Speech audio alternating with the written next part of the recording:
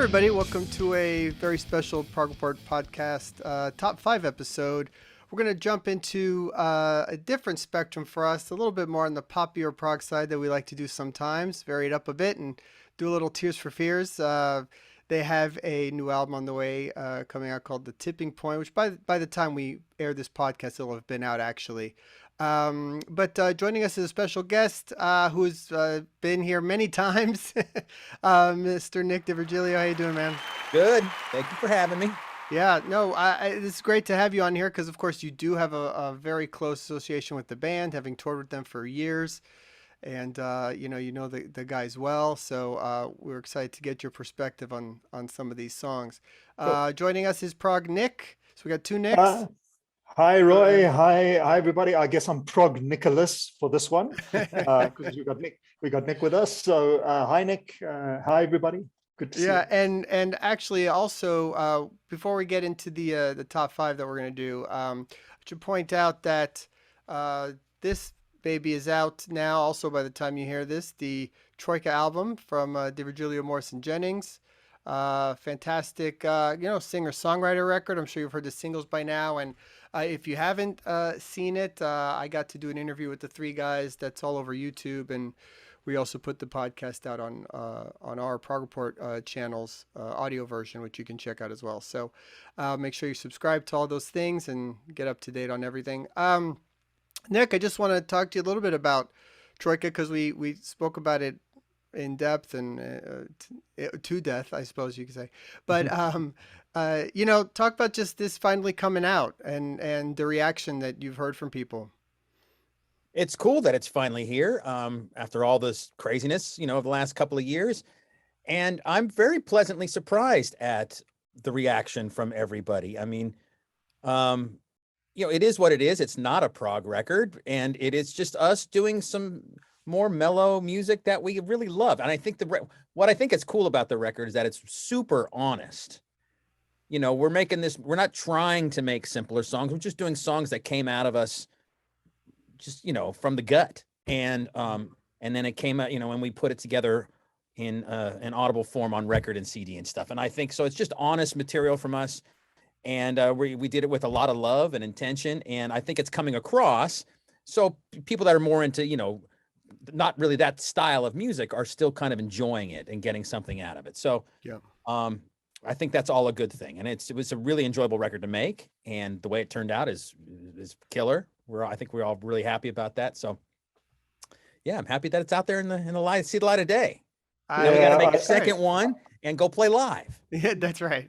Absolutely. And I saw Neil the other night. Neil played in town with the Neil Morse band here in Fort Wayne. I went and saw the show and they killed it. They were great, obviously. Mm-hmm. And then I told Neil again, I go, dude, we got to go play. You're touring now. You got the time. So we need to just slot out a few weeks here or there and go do some stuff in front of people. I think it would be a really cool, fun night of music. Yeah. Yeah. And you know what?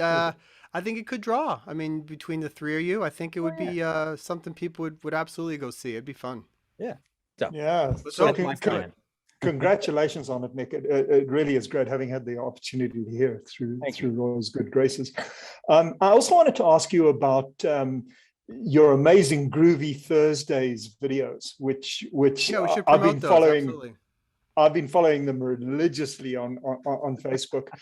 Bill Bruford, 9/8 Licks, and of course some from your own band, Big Train, some Spocksbeard favorites stuck in there. And as a drummer myself, I got to tell you, this stuff is gold. Tell us a little bit more about that, would you? Well, I've been needing. Listen, there's a lot of noise out there on the internet. Come on, you guys have a podcast. You know how much there's like 8 billion podcasts in the world. So you got to just figure out something to do and do it. And it's taken me a long time to get to this point. And so I'm trying to build my channel and, and get more people to find out who I am and maybe point them towards my music and all of those kinds of things. And there's a number of drummers online that have groove, weekly groove things. I just kind of want to do something similar, but instead of just having the groove on its own, do a little bit of talking, try to explain a little bit, and all that kind of stuff. So I pick Thursday sort of randomly because there's other guys that have it other days of the week. And now that I'm into it, I'm really starting to enjoy it. And I have a really long list of grooves to get into. And my goal is to do, they don't take that long to make, which is another good thing.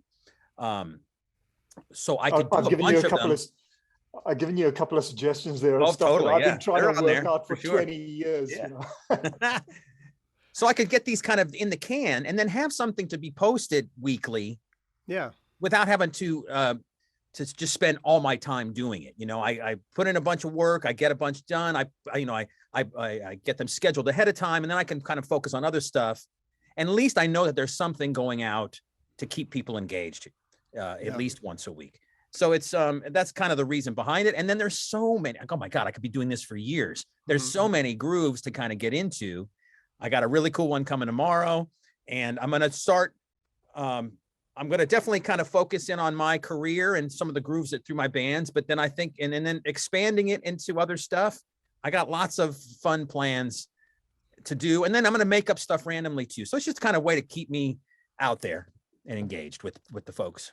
And those are all found on your socials and on the website as well? The website, no, but I mean, I guess I could link them all too. I mean, it's all on my YouTube, Twitter, Facebook, Instagram. Cool. Awesome. Yeah, check those out. They're really great. I also love the Spock's Beard covers that you've done occasionally. I got some really good, couple of cool ones with that too coming up here pretty soon. Those are awesome. Yeah, those take a lot longer to do. Well, you're doing what, 8, 9 instruments, and I'm doing everything. And the goal for those is to, it's really just for my education see if I can figure things out with only listening. I'm not reading any music or trying to look at any YouTube videos of how to play this stuff. My focus is just to use my own ears. And that's the point of of those videos is, well, A, to be entertaining, hopefully, but 2, to push the fact that listening is such a huge part of learning how to play music. And if you could figure these things out and just focus your brain, you could really train your ears to hear all kinds of things you really didn't know was there, and you just focus in on certain things on just one side of the speaker or whatever. So it's an education in that as well. Yeah, definitely. That's awesome. Yeah. Look, we should also mention again the Big Train album, Welcome to the Planet, that you're on, that just came out. Again, we have to acknowledge David's passing, which is, still something everybody's dealing with. Yeah. An amazing record, just that part aside. I just want to say that's an awesome album. The title track still, to me, it's just like mind-blowing on that album. Pretty cool, man. Just crazy good. Yeah. That's awesome. It's fun to have that flavor in the band now too, because Carly is a super talented player, just as a keyboard player or piano player, but she's got some crazy just things in her head that she wants to get out artistically too, which is perfect for Big Train. It just adds that different kind of style that is still very proggy and muso and artistic in so many cool ways. So yeah, I dig it. Yeah, it was a really fun song to play drums on, by the way. Well, when that ending comes, that whole kind of I don't know what you call it, like Dixieland or whatever kind of thing. It's like so unexpected and so cool. It's really just made me smile when I was hearing that. Good. Very cool. All right, so let's so you have a bunch of stuff going on. You're always busy. But we're gonna put that aside and go into talking about some Tears for Fears. We'll do the usual top 5. We'll each pick one and then keep going around and around and just sort of. Nick, anything that you played live, or you got some cool stories that you know about any of these songs? We'd love to hear it. And the new album is Fair Game, if anybody wants to include. So why don't you go first, Nick? When I say Nick, it's you, and when I say Prog Nick, it's the other one. That's the only way I can figure this out. Good. Okay, so Nick, why don't you go with your first pick, your number 5? I'm going to start early, and my list will kind of go through the years. But so I'm going to start off the first record, the tune "Memories Fade" from The Hurting. I played in the band for a long time, and we didn't play that particular song until later on in my career with Tears for Fears, like after Kurt came back and they reunited and all that kind of stuff. And the live version, I love the recorded version from the 80s. It just so reminds me of being in high school and those years of my life. But the way we played it live was super cool. We made it a little drum and bassy. We funked it up a little bit, and it became a really super, one of my favorite tunes ever to play live with those guys. Hmm. And the way Roland sings, he sang it great as a kid, but I think his voice is even better on the song as an older person, in later on in life. It's just the grit in his voice really made that song come alive in a cool way. And it was just super fun. I dig that tune a lot. Nice. Yeah, going way back to start off. Yeah. Yeah, I mean, I didn't get into them until much later, but some of those songs off that first record still are just amazing. Yeah, and I have, while I'm thinking about it too, I don't know if you could link to this or something, but Sure. I have a video on my YouTube channel of us playing that tune at some open air festival. I did like a vlog when I was touring with them back in the day, and there's a version of that tune. It sounds okay because it's sort of drum perspective and stuff, but you could at least hear sort of where we were going with the tune. Maybe we can put that up. you can put the link or something in the text. Absolutely. Yeah, that's very cool. Awesome. Okay, Mr. Prog, your first pick. All right, so I weirdly only discovered Tears for Fears in the 90s. I was so steeped in my beloved prog, and I was a bit of a prog snob, even though I was in a South African pop band at the time, which was I only found out later, trying to sound a bit like Tears for Fears, to be honest, ironically. But I'd only heard Shout on the radio. I didn't particularly like it. And I thought they were probably just some throwaway emo pop band, just like the rest of them. So unbelievably, I ignored them. This band that has turned into one of my favorite acts ever. Really? Sorry. And really, I just the first 3 albums I ignored completely, and I had to catch up. I only caught up when they'd actually split up, and Roland had gone on his own to do the album Elemental, and that Right. weirdly was my first experience to Tears for Fears. So one of those numbers is going to be my number 5 pick, which is Fish Out of Water. Oh, I love that song. Cool track. Yeah. Got that fabulous keyboard intro leading into that huge riff, which comes in on an offbeat. So powerful, co-written by Alan Griffiths. It talks about Neptune's Kitchen, which I only found out later, is in fact the name for Roland's home studio at the time. Produced by Tim Palmer, who is famous for that massive sound. This is typical of it. So Fish Out of Water, I love that song. Yeah, definitely, I agree. That's a great one. My story with discovering them is a little bit similar. The first album I ever bought from Tears for Fears was actually Elemental, also. But I was looking back because I had this. I've noticed in recent years that a lot of these '80s bands that I grew up listening to, and I owned all their records. Cutting Crew, Mr. Mister, Level 42, all those kind of musician-based bands. They all ended up being containing some musicians that are in some of the prog bands we listen to today. Right. Yeah, they're Cutting really Crew, like Life Signs. Yeah, right? amazing groups. I mean, Pat Mastelotto, Mr. Mister is in King Crimson of all things. So Prog in disguise, as I've said before, prog in disguise. Yeah. So, but what I found weird is I owned all those records, and I liked Tears for Fears, but I never bought a Tears for Fears record, and I didn't buy Songs from the Big Chair. I didn't buy Seeds of Love. I knew all the songs. I liked Seeds of Love. I don't know. I don't know why they escaped me in that, because I liked them. I just didn't buy a record, but I had all these other bands of the same kind of arena. You know what I mean? I thought that was just sort of a weird thing. But then when I heard Elemental, that's when I lost my mind and I went crazy and I bought, everything. But I'm going to go for number 5 to the new record, which I think is amazing. I love the album so much, the new album, The Tipping Point, which came out February 25th. And there's a song on there called Master Plan, which is on the second half of the record that I think it's a Roland song. And I think it's one of the greatest songs they've ever done. It blows my mind. Now, there's a couple on there. I think Rivers of Mercy is another one that's tremendous. And No Small Thing, the opening track, is really just strange and killer. But I got to go with Master Plan. It's sort of Beatlesy, I think, if I could describe it closer to anything. But It just it hit me over the head like a hammer. Just a tremendous song, and I hope when they tour they play it live. Who knows, but that's a great song. They got a lot of live dates sort of booked. At least here in the States, they got a pretty long, extensive tour already planned. So I'm sure it'll make its way overseas. Yeah, I mean, I'm planning to see them.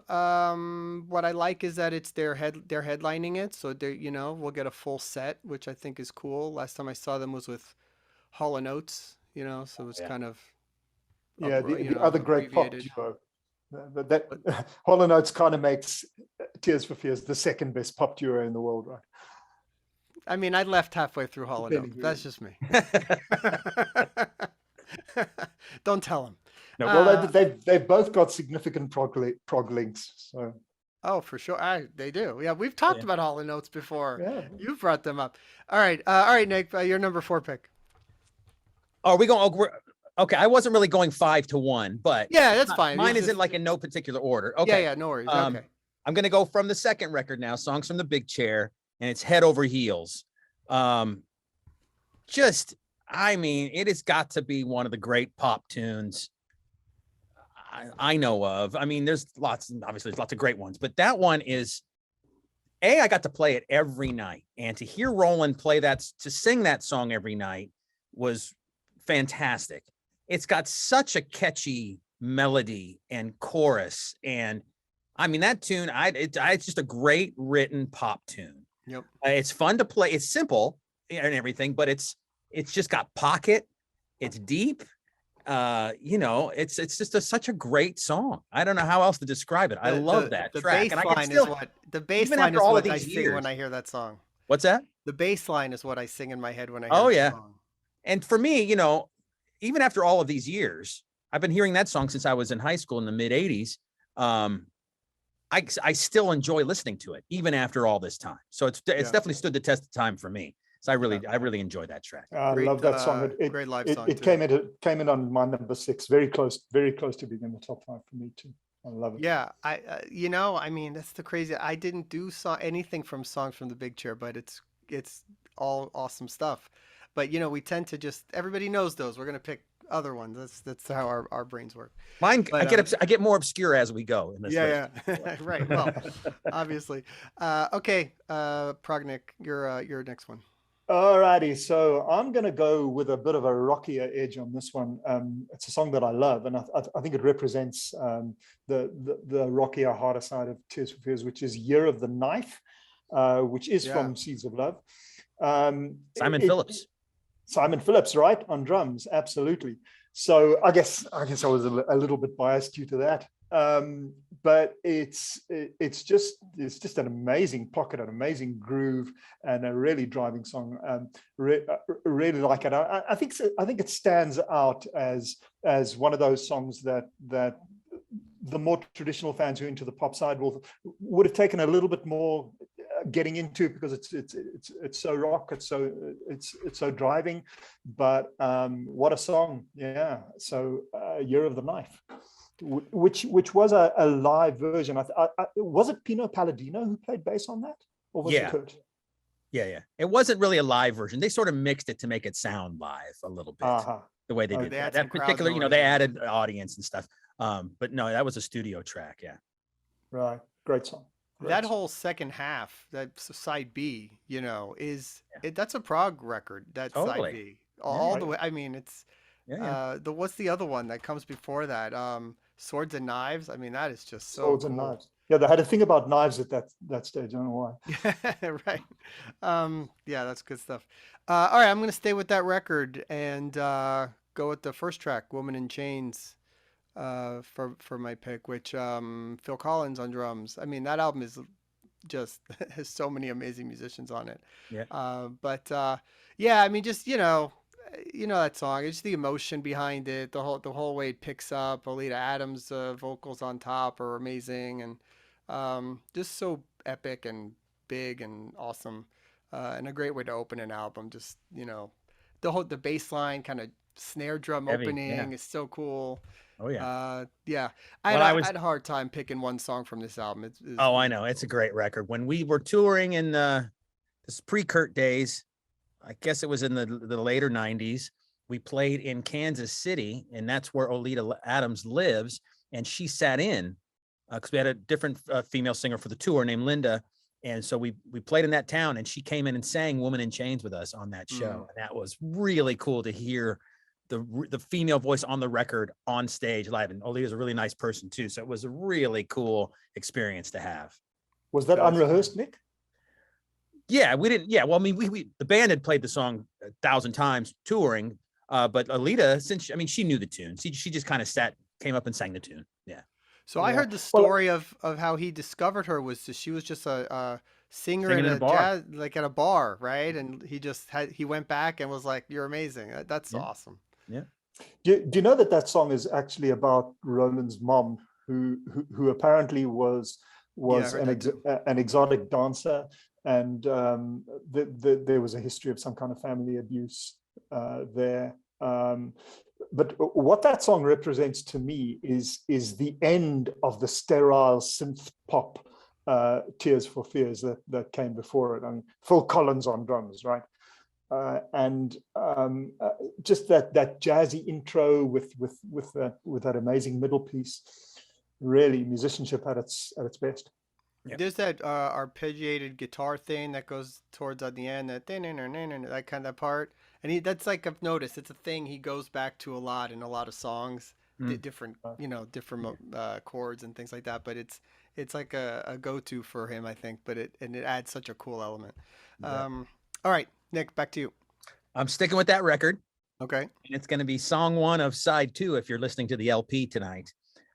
It's Standing on the Corner of the Third World. Okay. Yeah. So this record is very, very muso to me. It's got all the elements of what musicians like, and I think prog heads dig too. So Roland has an amazing way of writing melodies and bridges. So the bridges in these tunes, all throughout that record, really, all throughout Seeds of Love, the bridges just lift to a point where his voice raises and it jumps up, and it's just so, God, the energy level is just amazing. And that record has that all over it. So you have Manu Katché and you have Pino Palladino playing these amazing parts, and it's got all the bells and whistles of production with percussion and stuff, and just a killer melody. It's so fun to sing. We never played that tune live, unfortunately, even though I tried to push him to do something that one. Come on, man, let's do it once. But we never did. And it's just that tune, as a prog head and a music lover of that style of more intricate music and all of that kind of stuff, man, that tune totally gets me. It's super emotional and it's got energy. It goes down and up and everywhere, and it sounds amazing. It's a cool track. Yeah. It's great. Yeah, really cool. Wow, we're hitting that album hard in a row here. Okay, Prog Nick. I'm calling you Prog as if it's your first name. It's hilarious. Yeah, I know. It's like how it appears on Messenger, right? Okay, so I'm going to take us in a different direction now. Roland on his own again, from the album Raúl and the Kings of Spain, which is an autobiographical album, as we know, about his Spanish heritage and all that. But there is one standout song there that just hits me in the gut every time I hear it. And to this day, it still gives me, I don't know if you know that warm, fluttery feeling in your stomach that some music gives you. To this day, that song gives it to me, and it's just a simple melody. It's just a simple pop song, but it is, wow, so amazing. And it is the song God's Mistake, which I know there's a video out there of Nick playing it live. Nick, I know that you toured this album extensively. Yeah. The groove on that song with those chiming guitars and the straight ahead groove, but just done in such a pocket, as Nick would say. A lot of people don't like the lyrics of this song and the album in general, but I personally think they're spot on. I mean, God does not play dice. He's in casinos with aces to spare. I just think it's amazing from beginning to end. And even though it's a simple straight ahead pop song, it's got a lot of prog in it, and I love it.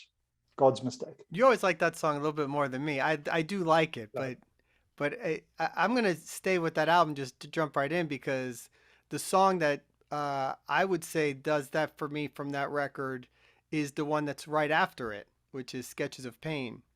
Ooh, that's a good one. That was always fun to play live. which is Yeah.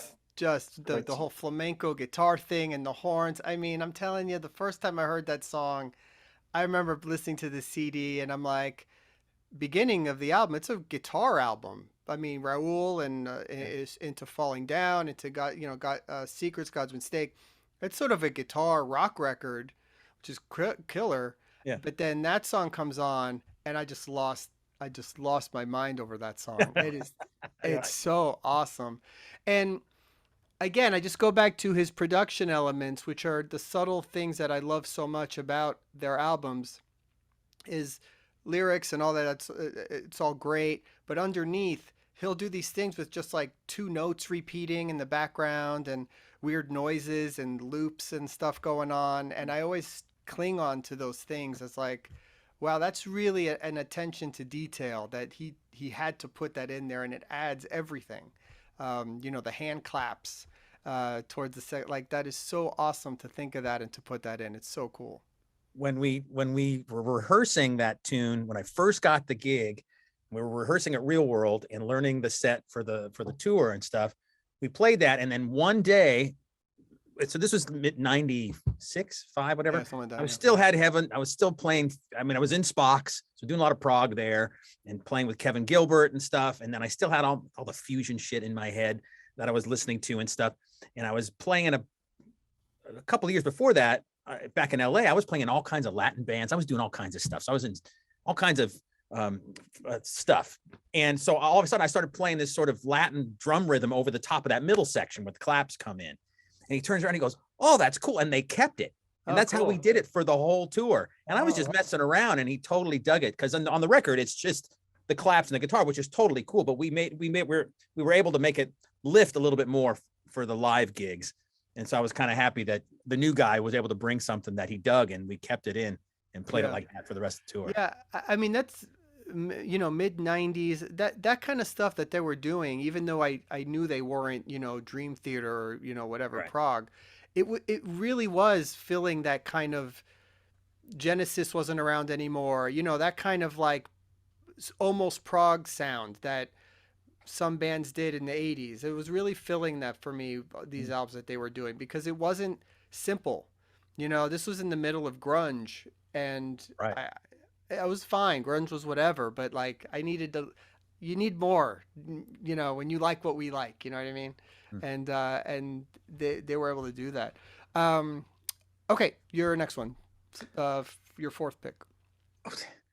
I might have to change it since we're because my next one was going to be on the same record, but I had another one that's really close to it. So I might just change my pick here, just to change it up for a second.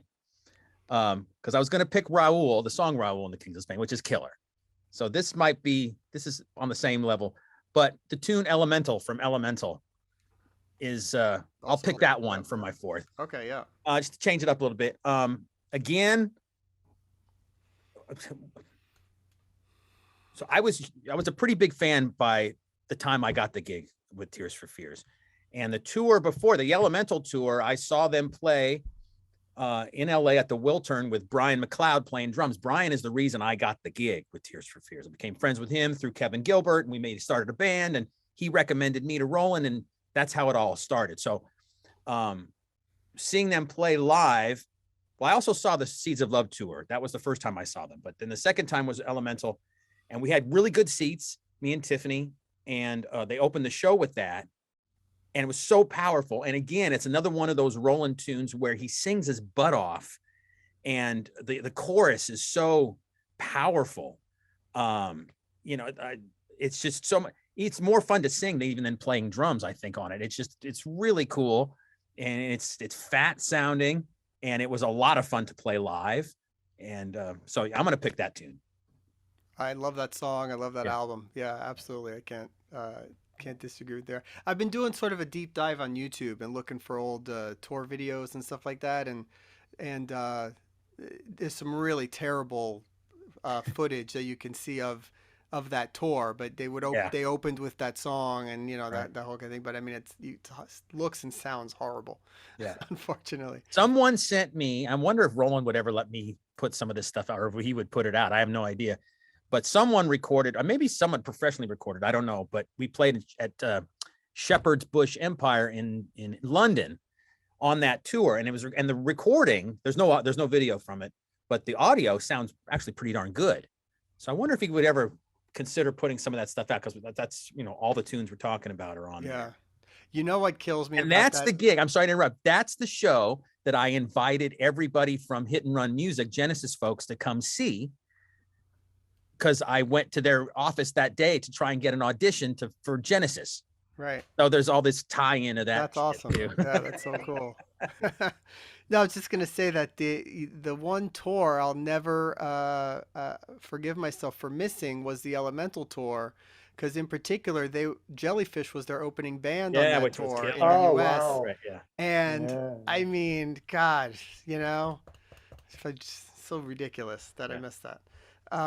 Okay, your next one, Nick. All right, so I guess my number one is going to be pretty obvious, but you took my number two from me, Roy, which was Woman in Chains. So I'm going to have to go a little bit off the wall here, and I'm going to go with a song that's not actually on an album. It's included on I think the 2017 Greatest Hits package, something like that, and it's a song called "I Love You But I'm Lost." Now, I hadn't actually listened to this song until this week when I was doing the research for this, and I came across it. I thought, let me give it a listen. It's on YouTube, and it's a really, really interesting listen, because if you were to play this song for a fan who's well versed in Tears for Fears and has been a fan for a long time, they probably wouldn't recognize this as Tears for Fears, even though it's Roland's voice, which is pretty recognizable. But it's certainly not typical of what they released, and certainly not the hit stuff. But that being said, there are a lot of the traditional songwriting Tears for Fears techniques in there, including those big cinematic, epic kind of choruses that they do. So it's a good listen. If my number two hadn't been taken by you, then this probably wouldn't be on there, but it is now. So give it a listen, everybody. Cool. I Love You, But I'm Lost. That's a good song, but because it's on that random greatest hits, it's like the one thing I don't own. It's not one I gets overlooked, right? Yeah, I don't listen to as much, but I mean, I sort of like everything they've ever done, to be honest. Okay, so my number two or whatever. So this was the song that made me a fan. This was the song that knocked me off my feet, and is to this day one of my all-time favorite songs. It's "Break It Down Again" from the Elemental record. I remember hearing it on the radio and just stopped me in my tracks. I was the type that I would hear that song on the radio, and then I would immediately have to stop what I'm doing and drive to the record store to buy the 45 or the CD single or whatever it was at the time. So I bought Elemental, and I think I probably wore out that CD for the entire year it was out. It was just nonstop, and just became a huge fan. From there, but went backwards and bought all the other stuff. But Break It Down Again was everything for me. I mean, it still is. It still does it for me live every time, and I love that they still play it. I think that's really cool, because I totally would respect if they're only going to do Kurt and Roland stuff together, and obviously Kurt wasn't on this, but live they still play this song, because I think it's excellent live, and it still was a hit for them, so it makes sense. So I'm glad that they still do it. The lyrics are so wacky and stupid, and I love that. And they're it's kind of what the Beatles would have done over that period if they were still together, I reckon. Yeah, and the chorus the hook is awesome. It's just just amazing. Okay, your last one, man. Okay, it's an obscure one, but It's a cool one. It's from Everybody Loves a Happy Ending, and the tune is called "The Devil." Nice. I totally dig this tune. Yeah. I think it fits my top 5 for sure. Hey, dude, this week you've had Beelzebub and now the devil. I know. This thing comes in through. Good. I'm on a dark streak. I don't know why. It's just got great vibe. And I love it because it's Roland sings really, he's got a nice deep voice too when he wants to sing down there. And so that sounds cool. It's got killer vibe. And then there's that whole middle section, which repeats again towards the end of it, the big drums and fills, and it's huge sounding for a minute. It's got lots of balls. It sounds great. It's a really cool track. I dig. There's a lot of cool songs on that record too, by the way. But that one I think deserves to be on my top 5 for me. Yeah, that's a great album. The whole album is awesome. And at the time, it's funny because the news around the new record is like, oh, they're back together. And it's almost like this album, people forgot that it ever happened. It has been 17 years.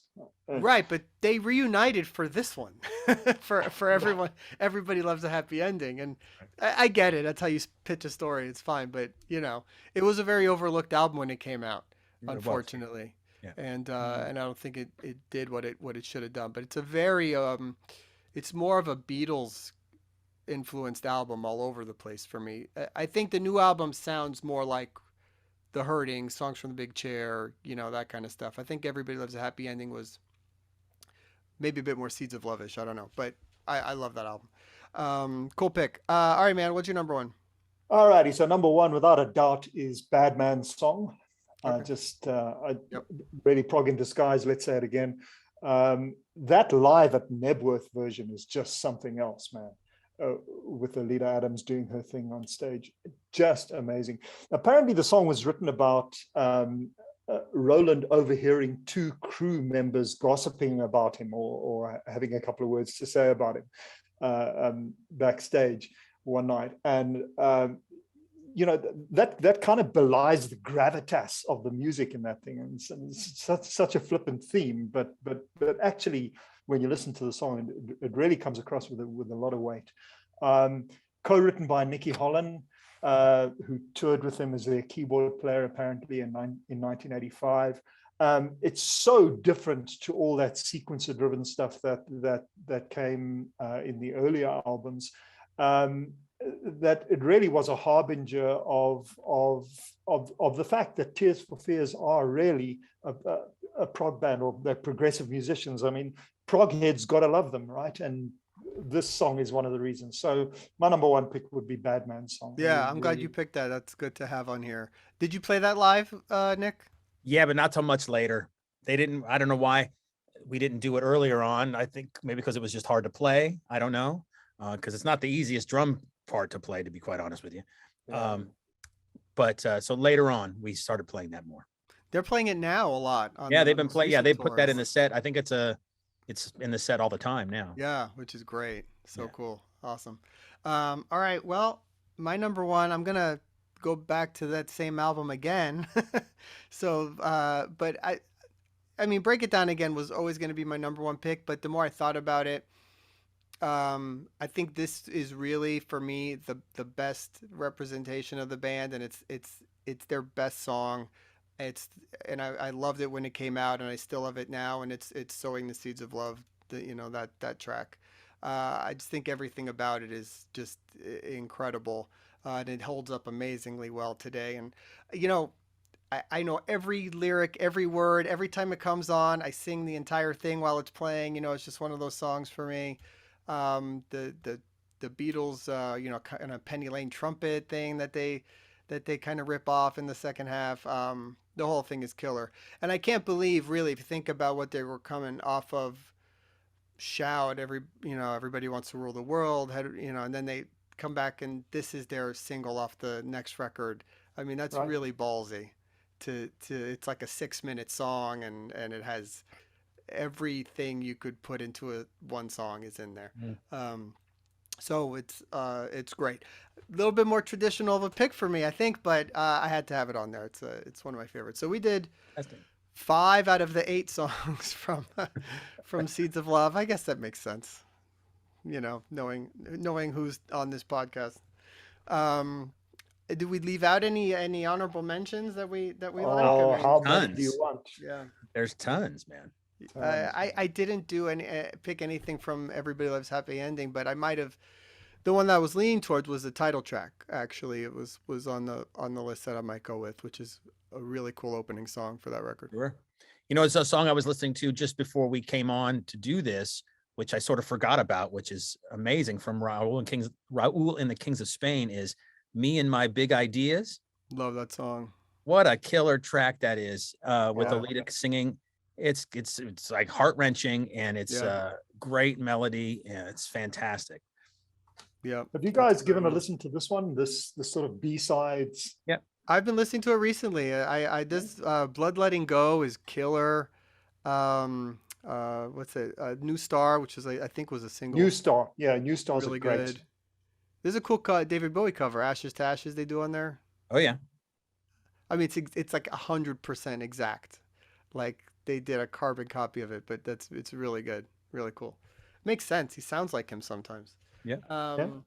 Cool, man. This was fun. Definitely. Yeah. Hey, anybody listening, if you weren't familiar and you only know Shout and everybody wants to rule the world, we recommend checking out some of these more obscure songs. They're killer. I mean, they are as prog as anything.